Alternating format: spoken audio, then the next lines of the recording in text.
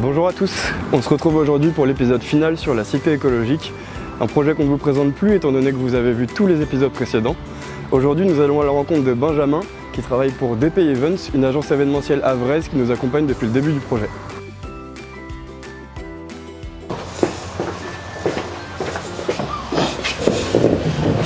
Bonjour Benjamin.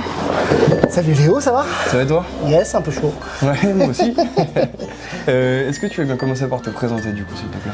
Ouais, donc je suis Benjamin Dereau, le patron de la société DP Events, qui est une agence événementielle qui opère depuis 15 ans au Havre, en Grand Ouest et Île-de-France.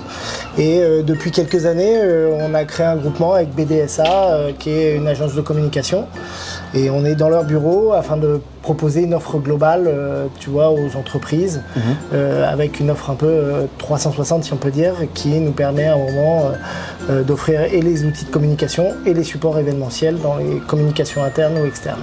D'accord, donc vous avez pris part à la cité écologique, au projet cité écologique.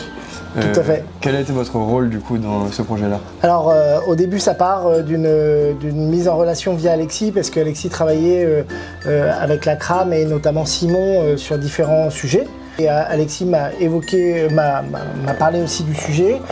Et je lui ai dit mais ça ressemble à un projet qu'on a fait, il faut qu'on y aille, vas-y on avance. Puis maintenant on opère, on va dire, j'utilise ce mot qui est un peu générique mais qui marche bien là sur le projet, en assistance maîtrise d'ouvrage sur la construction des tiny et on va dire toute l'ingénierie, tout le suivi de projet. Et donc les équipes de DP vont faire l'ensemble de la logistique, c'est-à-dire amener les tiny dans les collèges, faire le montage, le démontage, mettre en place globalement la cité écologique pour que 12 et les autres prestataires qui travaillent à l'intérieur à la fin d'expliquer la cité écologique puissent travailler dans le lieu. Tu m'as dit dans ce que tu viens de m'expliquer que du coup vous avez, tu t'es positionné sur le projet parce que tu avais déjà une expérience dans le même type de projet.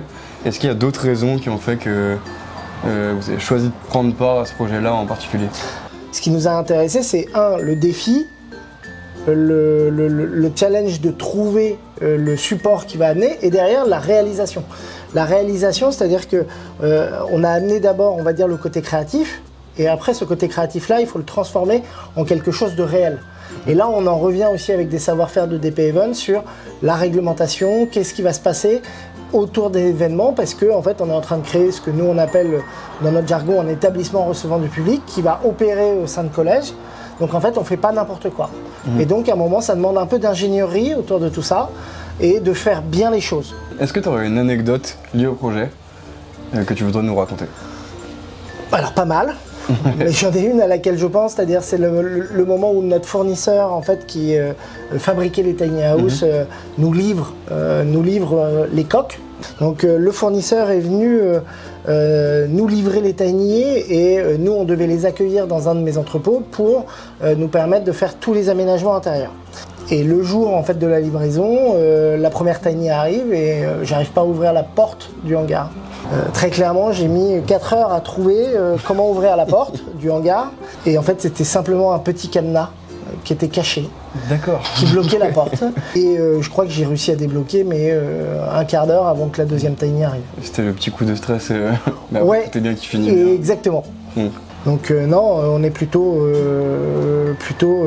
content parce que c'est un projet qui, je dirais que ça fait un peu plus d'1 an maintenant qu'on travaille dessus. Et donc on a été avec l'ensemble de mes équipes, et d'ailleurs je tiens vraiment à les remercier parce que c'est un projet complexe, mais on n'est pas loin et on va dire qu'on a fait un beau match depuis le début, quoi.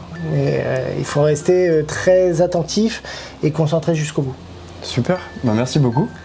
C'est moi qui te remercie, il fait chaud. Ouais, il fait toujours chaud. Mais du coup, c'était l'épisode final. On vous remercie d'avoir suivi cette série de reportages. Et puis on se retrouve bientôt, étant donné que, comme on l'a dit, la cité écologique va être mise en route courant septembre. Donc retrouvez-nous sur nos réseaux.